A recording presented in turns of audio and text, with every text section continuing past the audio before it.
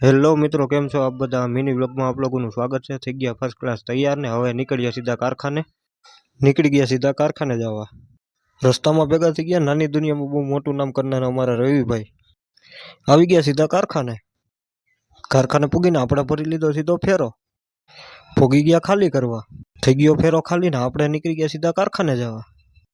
પૂગી ગયા આપણે કારખાને, અહીંયા કરતા હતા એક બેગ ત્યાર, એ બેગ લઈને આપણે સીધા નીકળી ગયા કારખાને। બેગ ઉતારીને આપણે નીકળી ગયા સીધા ઘરે જમવા માટે। ઘરે પૂગી ગયા ને આપણે જવાનું થયું સીધું દુકાને। આ ભાઈને ખાવી હતી અમારે વેફર, એટલે દુકાને ગયા। કારખાનેથી આવી ગયો ફોન ને આપણે સીધા નીકળી ગયા કારખાને જવા।